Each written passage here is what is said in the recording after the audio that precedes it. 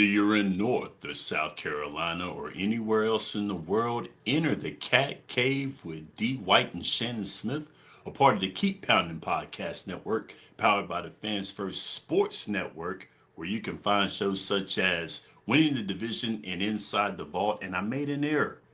Believing Panthers is not on the Keep Pounding Podcast Network, but they are separate on their own with Panther legend Jonathan Stewart and our producer Desmond Johnson, who hosts the show. Ladies and gentlemen, we are back in the Cat Cave. Go ahead and enter. Have your seat. We're going to have some fun this episode right here. Of course, it's your man, Podcast Smitty, Shannon Smith, holding down Western North Carolina. Next to my man, the Beast from the Northeast North Carolina, D. White, my brother. How you doing, my man? Not too bad. Getting my fill of this NBA Summer League, so I'm enjoying it. You've been having fun with that. I've been peeping some of the games. It's been cool seeing that. Been watching that, watching baseball, watching tennis. I've been watching a little bit of everything. It's a dead period in sports, but it's not really a dead period because all our favorite sports are just on holiday. We're not far away from football. We're not far away from getting into the season. We're going to be talking Panthers football. We got a little bit of news break in between. And we've got a little something special for you later on. But see, I'm a little worried because we might get into a little bit of discussion with what we're going to be talking about here with our Panthers news in the beginning. I'm going to turn it over to my man D. He was telling me backstage what he had talking. And I was like, yo, I'm going to let you handle your business. I'm going to let you do it. I got some thoughts going in there. So I'm going to turn it over to my man right there. So handle your business. Yep. All right, so I'm going to start light so far. First off, our kicking competition is looking more like a one-man show. Man, we got Ryan Fitzgerald and we got Matthew Wright. Word around has been Matthew Wright hasn't been looking too good, whereas our undrafted rookie might be something special with him. Other news, possibly the biggest news that came out over the last few days about former Panthers quarterback Teddy Bridgewater suspended from his Florida team for impermissible benefits, which it just sounds weird. If you look at the benefits that they're talking about, he was just providing for kids that needed it. Uber rides, pregame meals, stuff like that. It don't seem like a big deal, but apparently they suspended him over it. Since then, Teddy's came out saying they can't suspend somebody who doesn't work for them. He's a volunteer. But, I mean, the news is out there, so we'll see how that goes. The other big news was kind of Panther-related, but it relates to us in a way. Sauce Gardner inked his $30.1 million per year contract. So that means like Panthers snuck in kind of early, paid J.C. Horn that $100 million. Pretty smart. They waited any longer, we'd probably be in that conversation too. Next up, Teteroa McMillan's getting a lot of love and thoughts regarding Offensive Rookie of the Year. It's always good to see. Last time we had somebody like that was, number one. So next up, Bleacher Report lists Xavier Legette as their breakout player for the upcoming season, while Brandon Austin of Pro Football Sports Network selects Trevin Wallace. A little surprising, but I mean, he was dealt a bad hand, so we might see something from him. The news that Shannon was talking about, that we talked about backstage a little bit, the dominant Carolina Panthers 2015 Super Bowl contending team that included Cam Newton, Jonathan Stewart, our very own, Greg Olsen, Luke Kuechly, Thomas Davis, Shaq Thompson, Josh Norman, Ryan Khalil, Charles Johnson, KK Short, Star Lotulelei, Jared Allen, Charles Tillman, Roman Harper, Kurt Coleman, second-year guards Trey Turner and Andrew Noel, Michael Orr, Mike Remmers, Ed Dixon, Corey Philly Brown, Ted Ginn Jr. were listed as number 19 of the best NFL teams in the last 25 years by ESPN's Bill Barnwell. Seems kind of low to me, being how dominant we were that year.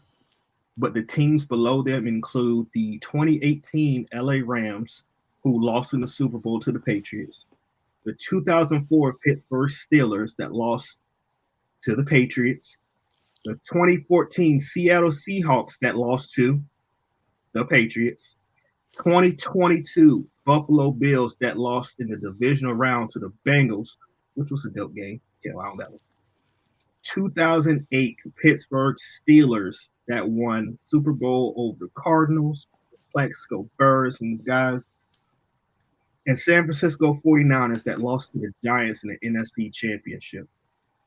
Those are the only teams we're above, even though we had a dominant season, went to the Super Bowl.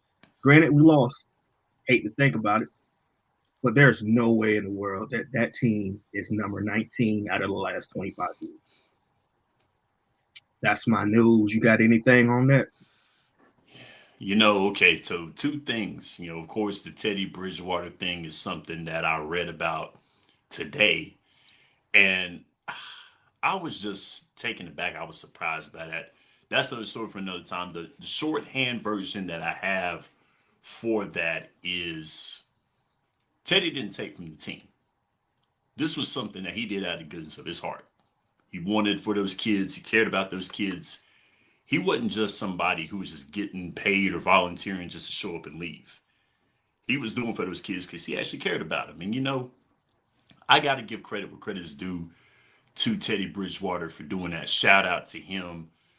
I hate what happened because, to me, that's terrible, man. I don't like it. It's a suspension. It wasn't a firing, but yet and still, it's just, it is what it is. And Yeah. I didn't like it at all. You're So punishing yes. them for being good. Yeah. I mean, what would any coach do that? Like, what type of coach would you be if you saw one of your kids, like one of your students, one of your players, who didn't have, or if you were just like, hey, you know what? You guys did great. Great job for y'all. Great job. Y'all did well in practice. Come on, let's get some grub. On me. I got you. What's wrong with that? I mean, I don't understand. I mean, that to me, there's probably more to it, and I'm pretty sure there are people probably like, there's more to the story. I get it. I'm sure there is. But from what we're seeing, not so much. Now, the last part of what you said, that last part, you named that squad. And Lord have mercy, what a squad that was. I would say, I'm pretty sure no one would disagree if I said that was the best Carolina Panthers squad in all Panthers football. Had to be. Had to be. It was very dominant. First time, 14 straight games, 14 game winning streak. They lost one game in the regular season, rough shot through the playoffs. It was great. 19th, I think, was kind of a disservice to that squad, especially with, I understand, it's the Super Bowl. If they would have won the Super Bowl, if the Panthers would have won the Super Bowl, I'm sure they would have been up there. I'm sure. And that part I get. But still, man, what a squad that was. Right. Offensive. So it was dominant, like you said. I agree. Yeah. I mean, my question to you, yes, regarding that, do you think they're rated so low because of how people view Cam? Yes, absolutely. Because I think that's the only reason they're rated so low is because some people just hate on Cam or don't like him. Oh yeah, so, I mean that's the only reason. Words right out of my mouth. Absolutely, that had to be what it was. I'm glad you brought it up. I was gonna stay away from it, but I'm glad you did that. For real, I'm glad you did because it was, and can't nobody tell me or you or anybody else who's Panthers fans differently. Mm-hmm. Because that was a squad, man. Like watching that team play week in and week out, you knew that team was something special. And, Cam was probably one of the biggest faces in all the sports at that time with how he was getting that crowd. And then, you had that blue-collar defense, that Luke Kuechly, that dude that was like, hey, I'm here to play. He had a different identity. He was like, I'm here to play. I'm the blue-collar guy. We're going to get this defense going. This defense Right. gonna handle biz. We're gonna go in there. We're gonna do what we do. We're gonna hand it over to the offense. Let the offense handle biz. Stu in the backfield doing his thing. Steve Smith, Greg Olson, that line being cohesive. Cam, handling his biz, doing what he does. It was a good time. That was a very good time for Panthers football. Very good time for North and South Carolina. It was big, very It much. was almost like they did it for not just North and South Carolina. It was like the whole South was a Yo, fan of this team. Like, do you remember the NFC Championship game when they're all dabbing? You got Future and Jeezy on the sidelines with them taking yep, pictures. It was a culture thing. It wasn't just a North Carolina. It was culture. You got facts. Atlanta rappers coming here repping Cam Newton, who's from Atlanta, Yep. but repping North Carolina. Oh yeah. It was that's nothing short of culture. Oh yeah. Everybody was rocking with us. Everybody felt it was Cam's year. It was Carolina Panthers year. And unfortunately we didn't put it together, but your feelings on Cam and that loss in the Super Bowl should not diminish how dominant these dudes were. Mm-hmm. It Absolutely. was amazing. And to see them at 19 is, like you said, it's a disservice. I'm going to go a step further. It's disrespectful. Oh yeah. Oh yeah. If it was no Cam Newton, there wouldn't be players playing in the way that they are now. Definitely. Lamar Jackson has given Cam Newton his flowers, but you don't hear about that too often. No. Not They at all. want to skip over Cam. They don't want to give him his accolades. They want True. to talk about how he dressed and everything else. But when he was on the field before his shoulder injury, dominant. Wasn't nobody taking him down. He was a load to bring down with the ball. He was fast. He was 4,000 yards. 4,000 yards passing. Handled biz that year. He did what he did. He had a year on top of a year. Great career. I think Cam could have did a little more. I get it, but still, that year there was no denying who the MVP was. It was unanimous MVP, regardless of what anybody said, who voted for who. But that dude was. If you wouldn't have gave that man the MVP that year, it would have been like, you know what? I'm not watching football. NFL, forget about it. I ain't watching it. But that's what's up. Now, good stuff, by the way, D. Very good stuff. I like that.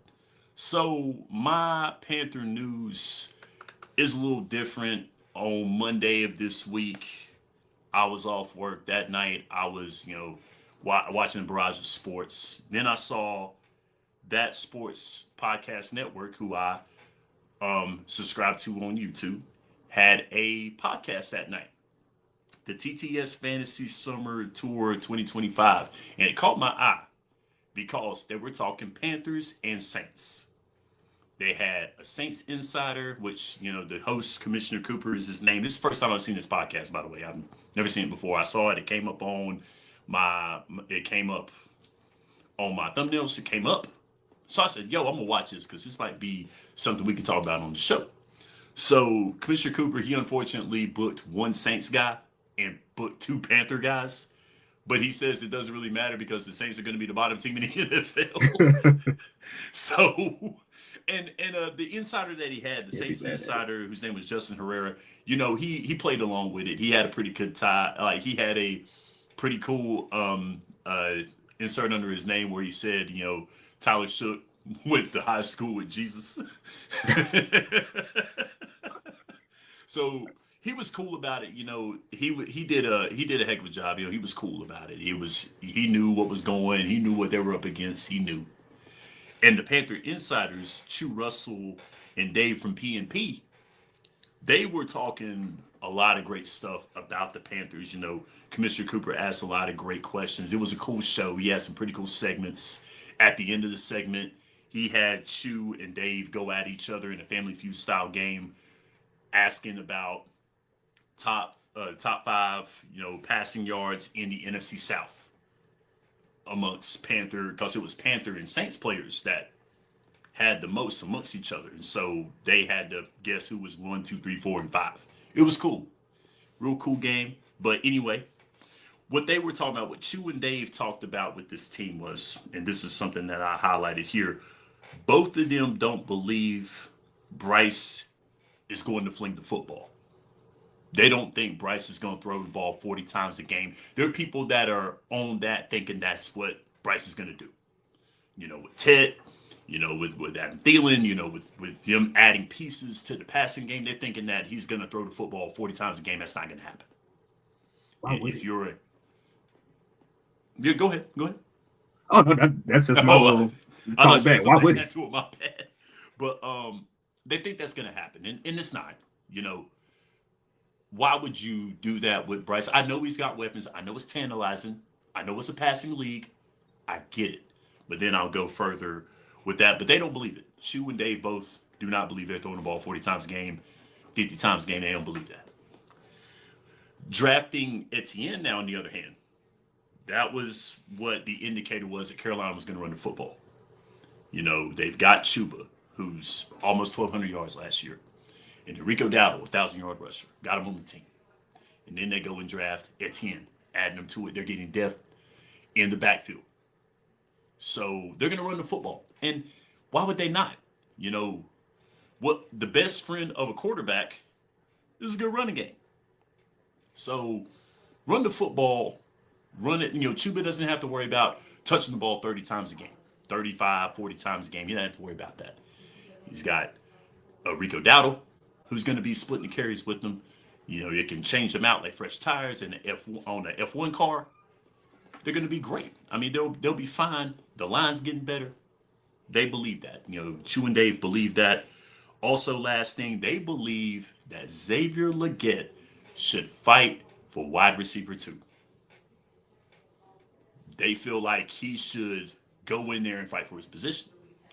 There was some things that he had going, and Xavier, he had his drops, he had his troubles. He's young, and that's okay.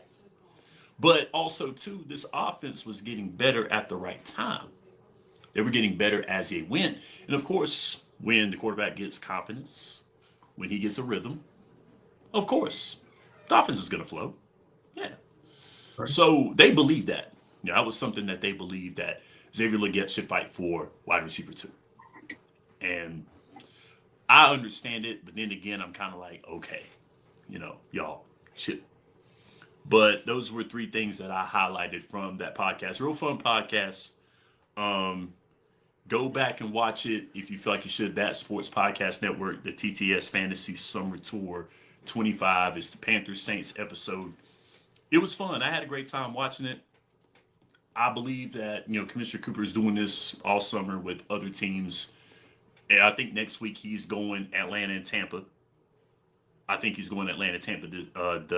I think it might be next week. So he's getting all the divisions. And it was a cool show. So liked it very well. Saying some good stuff about the Panthers. It's great going on a podcasting, and not hearing trash about the Panthers, not looking at the Panthers as the bottom of the league. It's good seeing that. So, yes, so that was my news. D hit his news. We got some time now. Anything you want to add to that there, D, before we go? Man, so a couple things just real quick. I commented, why would he throwing the ball 40 times? Right. You don't have a good running offensive line. You don't have you don't have 2 good running backs unless you plan on doing all this. You got Mitchell Evans, who's a rookie, who's pretty good, pass block, run block. You got Dowdle, you got Chuba, you got Etienne. I think Etienne's going to be great in the backfield as well as special teams. You don't get all these weapons and just let them sit on the bench. Now, granted, we had Miles Sanders. Thinking about a different sport. It's all good. I get it. You got Miles Sanders, and he just wasn't playing good. So, it was tougher to put him in games because he just didn't have a good season. I'll just leave it at that.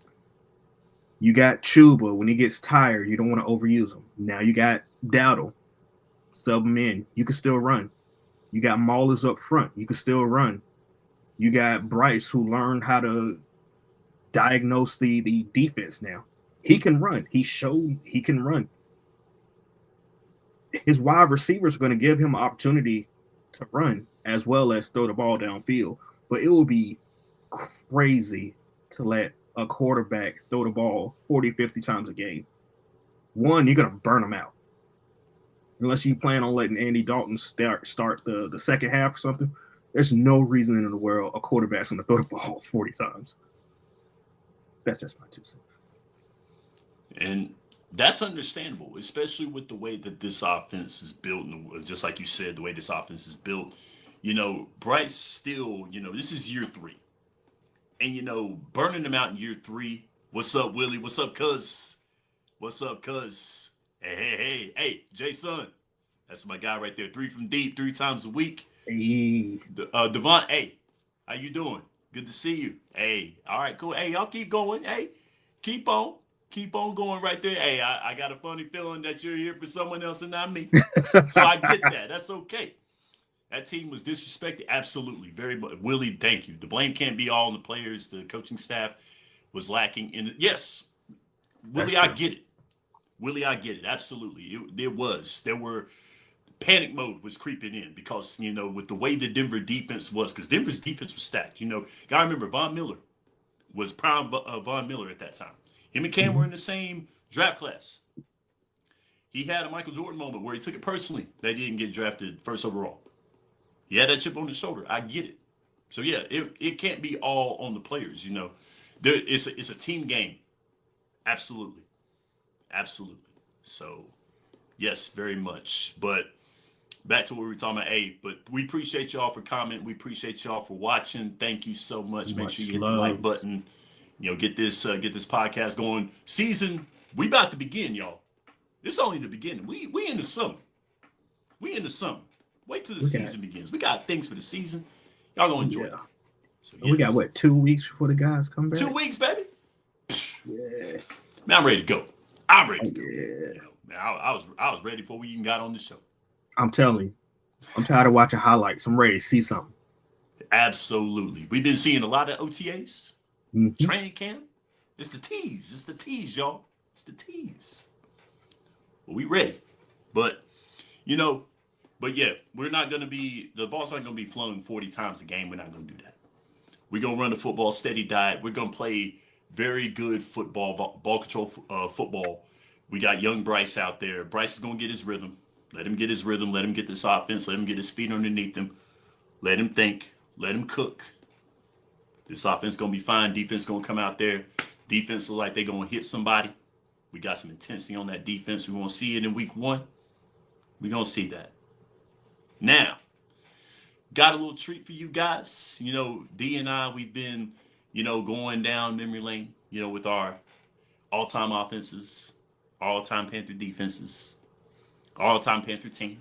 We've been talking about that. A little bit of news here and there. We had some fun last week, but now, we talked about our top 10 players that we like, the top 10 players on the squad right now.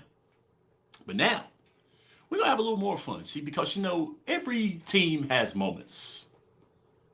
And so it's very hard to, condense all the moments. But that's what we're going to do. We have our top 5 Panther moments, our all-time 5 moments, our 5 moments all-time as Panther fans. And we're going to dispense those to you right now. So, D, I'll go ahead and begin.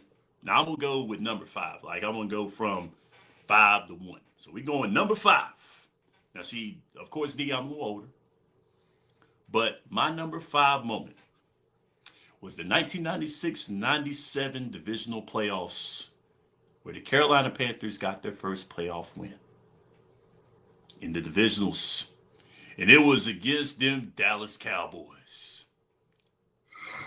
I'm going to tell you what, man. If there's one thing you must know about me, about Shannon Smith, podcast Smitty, whatever you want to say, is that I despise the Cowboys. With my whole being, my whole soul. My father, my dad, who's a Panthers fan, by the way. What's up, Dad? He can't stand the Cowboys.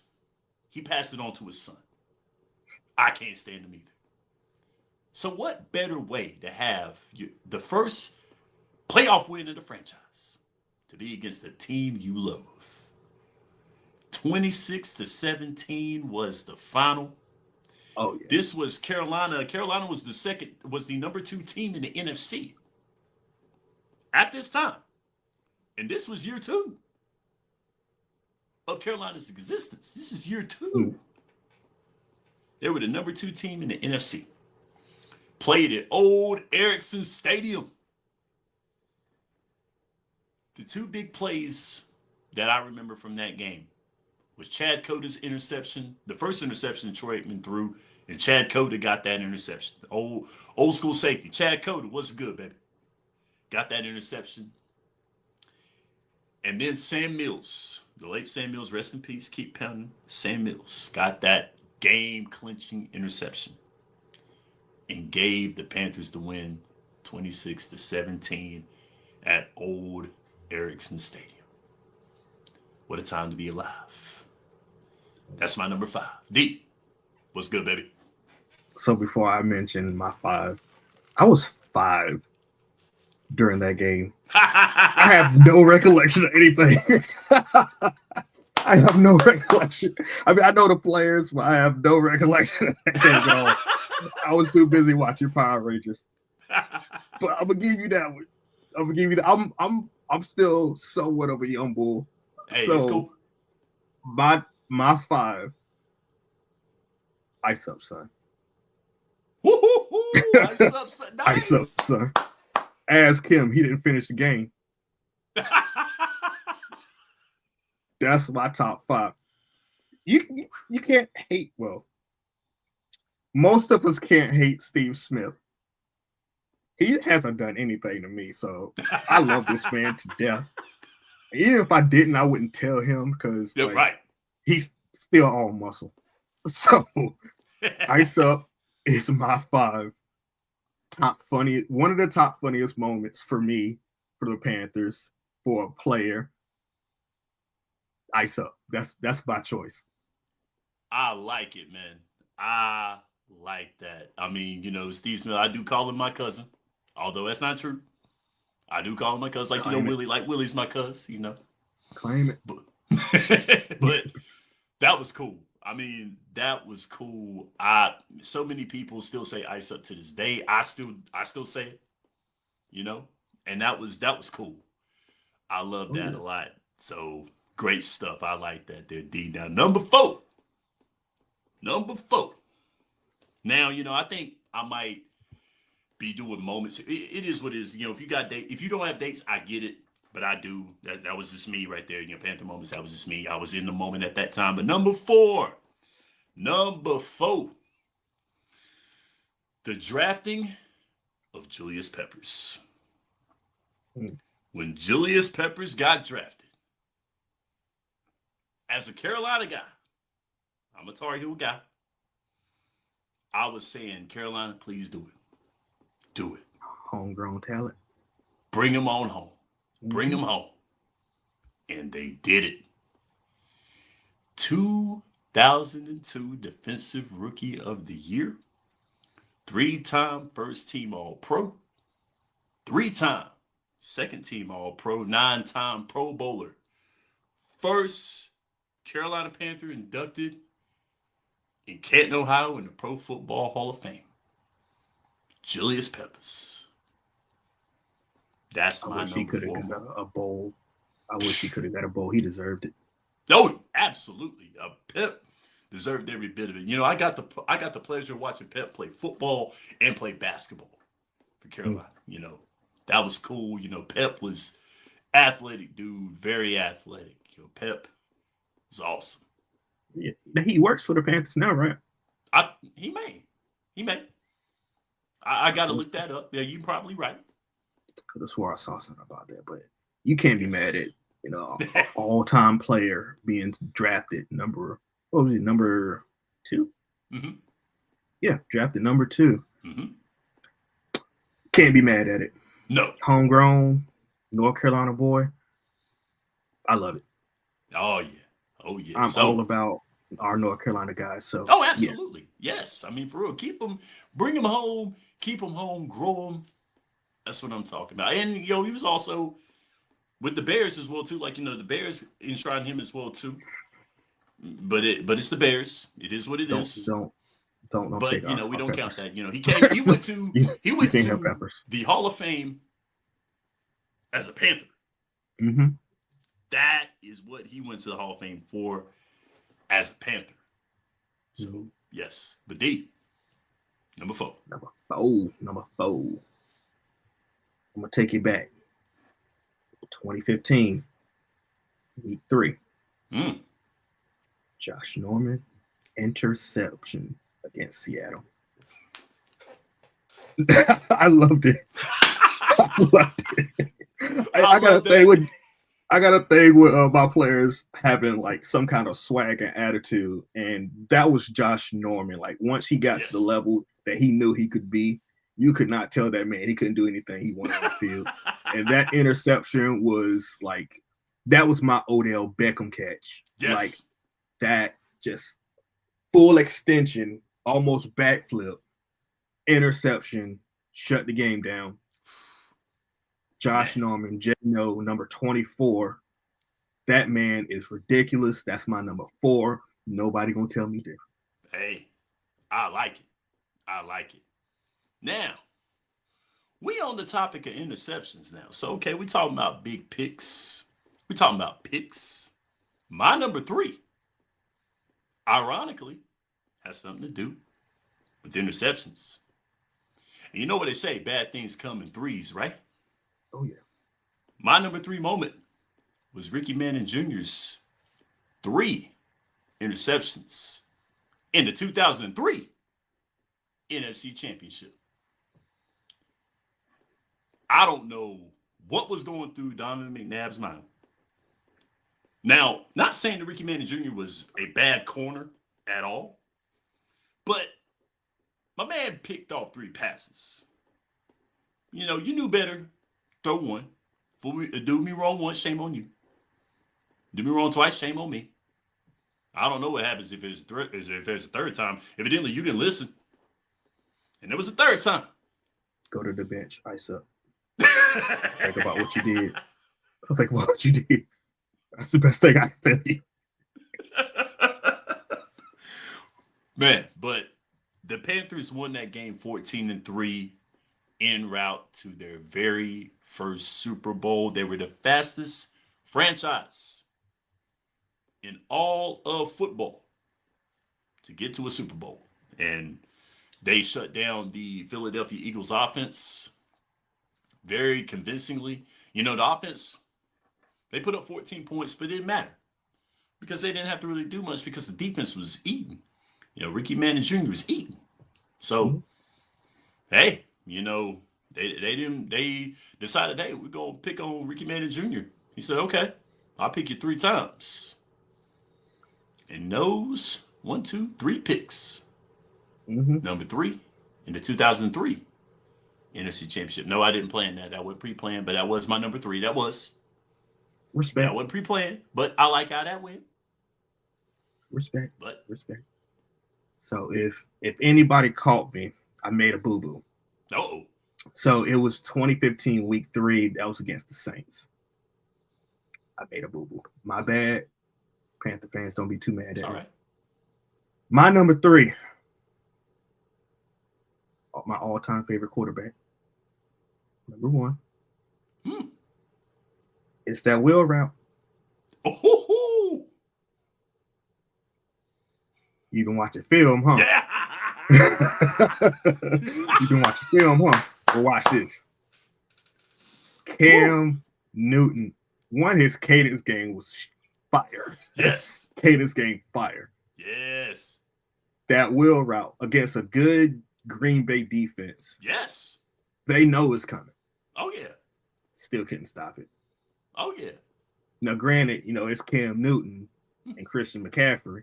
Right. But if you know it's coming, you would think like they couldn't have something, play in the box a little bit. Something. Slow down his rhythm. They didn't do nothing. Guess not. That wheel route still got him. Whew. Still scored. And we got a good soundbite from it. Yes. I could not wait to put this on the list. That wheel route, that's something Cam's always going to be known for. Now, granted, Christian McCaffrey, was on the receiving end. That's Cam's clip. Yes. Yes. That's all I got. He had to talk, man. He had to say, and if I'm not mistaken, he was saying that to Clay Matthews, was it? I believe it was Clay Matthews. It was. I think it was Clay Matthews. He said that too. So and Clay. Clay. Clay liked to talk, and that's cool. You know what I mean? And there ain't no disrespect to Clay Matthews. Clay was a beast. I mean, if you're gonna talk that talk, you gotta back it up. And he could. That's a fact, and he did, and that he did. That was. I love that soundbite too. You've been watching it. I love that sound. That's what's up, man. I love that. Whew. Oh yeah. Whew. Now, and of course, say his name and he appears. So my number two Panther moment of all time was the drafting of Cam Newton. Okay, let me go down the line here. 2011 Offensive Rookie of the Year, three-time Pro Bowler, 2015 All-Pro, Offensive Player of the Year, MVP, all in the same year. Most career rushing touchdowns by a quarterback, 75. First rookie quarterback to throw 4,000 yards in one season. First quarterback to throw for 400 yards in an NFL debut. And the single season record for quarterback rushing yards, Cameron Jarrell Newton, ladies and gentlemen. Give that man his flowers. That's all I got. There will never, with that size, that talent, that dominance that he displayed from high school up into the NFL. I mean, there's gonna be plenty of players that got accolades, but there's only one Cam Newton that's done everything. The only thing he wasn't able to do was bring us that Super Bowl MVP. But I mean, his career spoke for itself. That man got all them yards passing and running while being targeted every week. Yes. Now, I can't get fined, so I can say it. Those refs sucked against Cam Newton, letting them hit him in the helmet, leading with the crown of their head, everything. Yes. They should have a highlight tape of every missed call against Cam Newton, and that would probably be longer than his highlight tape of everything he's accomplished. I agree. It seemed like they legitimately had a beef against Cam Newton being that big and able to run the ball. Mm-hmm. And and you bring that up, D, and I like that. First of all, I agree. I agree 250%. I do. But looking at this here, there's always a talk saying, when the quarterback leaves the pocket, he is able to be hit. He is a running back. He is. But here's what I want to argue that question. Do they say the same thing with Patrick Mahomes? You breathe on him wrong, it's a flag. Did they hit Patrick Mahomes with the top of his helmet? Yes. Do they say the same thing with Patrick Mahomes? Is this thing on? Do they say the same thing with Patrick Mahomes? He is a golden child for the NFL. I just want to say it. I mean, I just want it to be known right here. Do they say the same thing for Patrick Mahomes? Do they say the same thing? Aaron Rodgers got some wheels. They say the same thing for him. And I'm going to leave Tom Brady alone because he could not run. He had two left feet. He said that himself. He said that himself. Peyton, those guys, they weren't runners. They weren't running quarterbacks. They weren't. So I'm gonna let them live. But players, quarterbacks now, they're different. Quarterbacks have to be able to improvise with their feet. They do. If you're not a fleet of foot quarterback, even if you're not a run first quarterback, which is kind of weird to say. I find that kind of weird. You're a run first quarterback. Well, why are you playing quarterback, dog? I understand that you have this insane athletic ability. I get it. But there are quarterbacks who can get it done with their feet. They think on their feet. They can do that. But Cam was different than all these guys because of how big he was, how strong he was, the load in the middle of the field. Because he was a load to bring down. Let's just be honest with you. He was a load to bring down. He was big. He was strong. But when he went out of that pocket, there were people saying, oh, well, he's a running back now.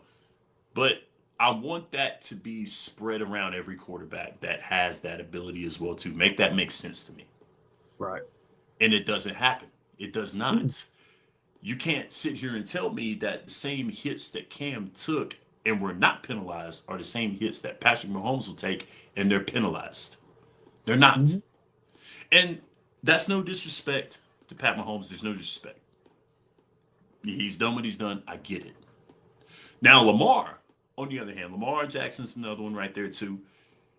He may not be as big as Cam. He's bigger than Patrick Mahomes. But we don't hear that with him either. We don't. But Cam, right, on the other hand, every time they hit that man, he got hurt. He got back up. Now, he played hurt. You can't sit here and tell me that the year after that he wasn't playing hurt. He was playing hurt. I'm gonna take it this far. Go. You mentioned Lamar Jackson. I'm gonna say Jalen Hurts. I'm gonna say Josh Allen. They're mobile quarterbacks. Yes. How many people do you see tackling them leading with the crown of their helmet? They don't. And if they do, are they getting flags? Yes. But you don't count Cameron Jarrell Newton as one of those quarterbacks that deserves a flag when it's clear and evident that these guys are hitting him illegally.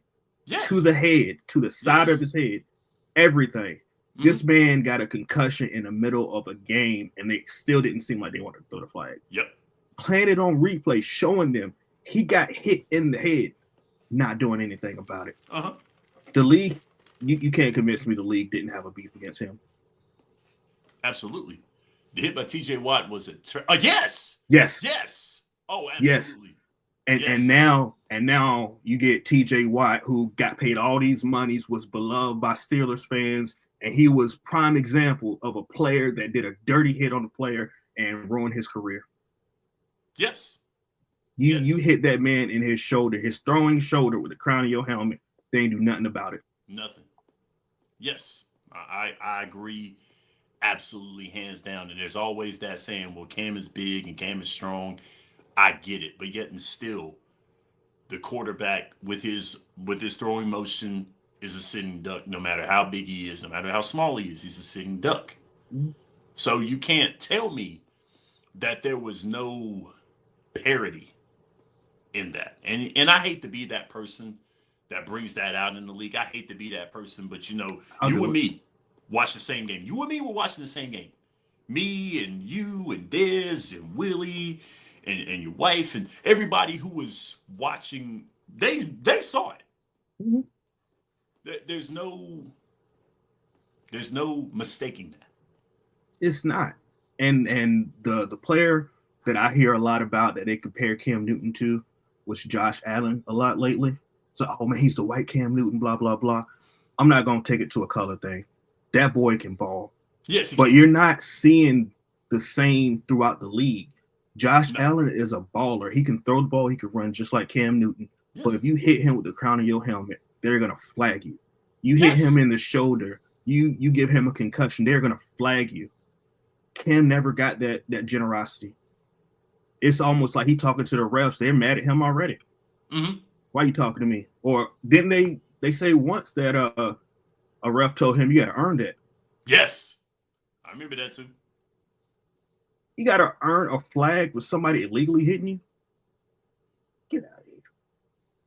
That's all I'm saying. That's my Stephen A. Smith impression. Yeah. That's another one of my cousins. Another one.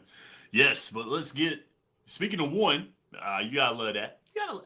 Did I play in that? I played in that. Yes, I did. Now we get into number one. I got my two. Oh, yeah, you're number two. I'm sorry. My bad. You good. You good. Number my two. 2 was the 2015 NFC Championship win against Seattle. That perfect pass to Greg Olsen behind Seattle defense, the Legion of Boom. That 12th man. Mm-hmm. That was my number 2 because, again, Greg Olsen is that dude. Greg Olsen killing it on the sidelines as an announcer, doing his thing, just like he killed it as a tight end for us. Thank you, Chicago Bears. Greg Olsen caught that beautiful pass from Cam Newton that took us to the Super Bowl. Love it. That was wonderful. Greg Olsen, gift from God right there. Gift from God. That was still to this day, I'm just like, I remember me and my dad. We were right beside each other. Did they really? Why would you leave Greg Olsen open? He's going to the Panthers? I was like, whoa.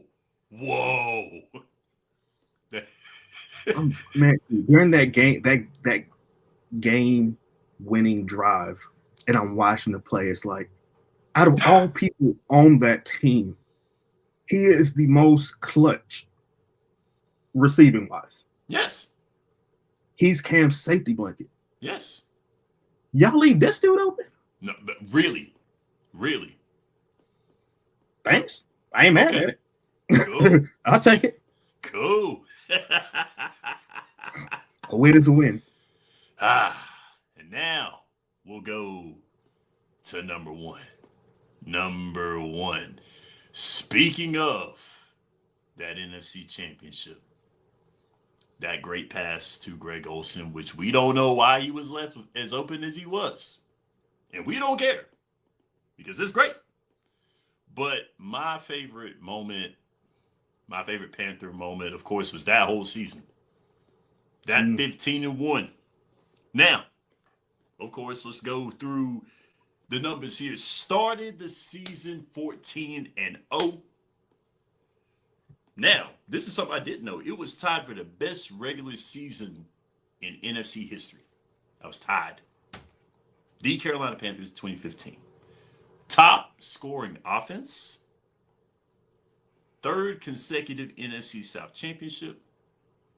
And the first overall top seed in the NFC. That was the 15-1, the 2015-2016 season, 15-1. Carolina Panthers, I tell you, with the personalities on that squad, we talked about how this team was desecrated, was pretty much downplayed, 19th. Disrespected. In the past 19 to 25 teams out there. No disrespect to who was above them. No. But seriously, you can't tell me that squad was a 19. And I get it. It was a hard job. And I understand it was hard. I get it. It was hard. Putting these moments together. I miss the drafting of Luke Kuechly. I miss that. I miss your moments. There's so many moments out there, especially even though the Panthers are not that old of a team. Imagine if the Panthers were that old of a team. We've accomplished a lot in our almost 30 years. Yes. We've accomplished a lot. Yeah. We've had some dominant, game-changing players like Julius Peppers, like Cam, Luke, Thomas Davis, Sam Mills, Josh Norman, McCaffrey, Jonathan Stewart, D'Angelo Williams, Double Trouble, Big Moose, Agent 89. Come on, man. It's so many players that if you mention Carolina Panthers, you see their faces. Yes. And it wasn't just a team that's, they played on some good teams. No, they played on dominant teams. Yes. Now, they didn't, make it to the big ship every season. No. But you can't tell me that these players weren't dominant. Kuechly should be a Hall of Famer. But when they did, right, it took the league by storm. When they did, it took the league by storm. It was one of those like, man, the 03 squad, No one saw that happening. No one saw that. They were like, whoa, wait a minute. Wait. Delhomme and them are going? Them? Really? Mm-hmm. And then when the 2015, that season came, they were like, whoa. Oh, they're coming. The Panthers are coming. Oh man, they're here. Oh no. Whoa. So it was those squads, they left impressions on the NFL. And they did, and it was one of those things where you're just like, man, when you were there and you saw the years prior, you were like, man, what a time. What a time. So that's my number one, that 15-1 season right there. Hey, now, go ahead. I want to hear this. I'm looking forward to this. I like your list. Your list was cool. I got to bring it home. Okay. This moment gives me chills. Now, I got to start it off with somebody that this fan base loathes. Like, no. We don't want any record of this man being associated with the Panthers. Matt Rule brought back Cam Newton. Cam's return, coming out of the smoke, out of the Panther head, doing the Superman symbol, looking up at everybody showing back up at the stadium. Damn the game. Everybody showing up at the stadium to see Cam Newton's return. Him rushing for a touchdown, talking about, I'm back. Yes. That whole game gave me chills. And I might be wrong, but I'm not sure if this was the game that he scored and ran to the Panther logo, put the ball down. He's back. Cam Newton, if you can't tell, is my all-time favorite Panther. Him returning after being let go for stupid reasons, making it seem like it's his fault. Man being hurt, giving his all for the team and letting them go. For them to finally be smart enough to bring this man back, even though they scapegoated him and got rid of him again. Cam Newton coming back was my all-time favorite moment because it showed how much this fan base truly loved that man. Again, it wasn't for me. I wanted the Panthers to win the game. I think they did win the game. But it was more so about our fan base seeing our superhero come back after going to the Patriots, not having a great year, never wanting to leave, always wanting to represent Carolina.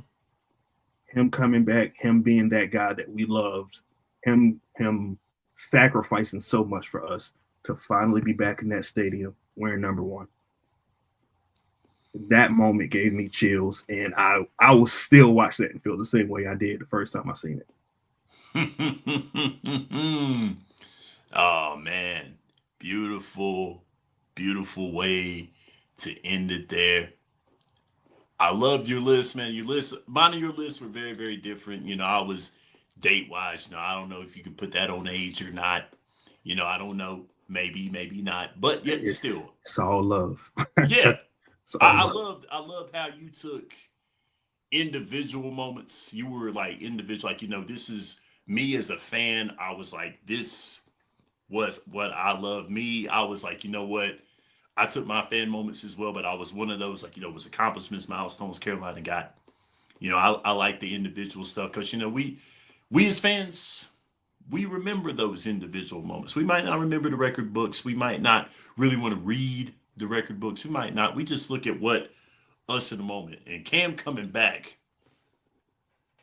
Everybody was watching that game. Everybody's watching that game. I don't care what anyone says. Everybody's watching that game. The NFL, the eyes of the NFL were on that game with Cam coming back. And when Cam hit that touchdown, I was like, he really did this. He really done this. Wow. He loves this team, this fan base, this city, this state. That man, you felt every bit of emotion when he took that helmet off and yelled, I'm back, at the crowd. He didn't even look at the camera first. He looked at the crowd. Yes. I'm back. Then looked at the camera. I'm back. And the whole team surrounded him. It was like a Rudy moment. Everybody Yes. loved it. It was just dope. It was. It was. Football will do it to you. Your favorite team, your favorite players going out there for the city, for the fans, for us. Ladies and gentlemen, guys, that was our top 5 Carolina Panther moments. Y'all, thank you so much for watching the show. Me, my man D White, thank you for watching. You may now exit the cat cave for more. Check out Tobacco Road Sports Radio's YouTube channel. Check out Keep Pounding Podcast Network, powered by the Fans First Sports Network. For D White, I'm Shannon Smith. We'll see you next week. Go Panthers. Panthers keep pounding.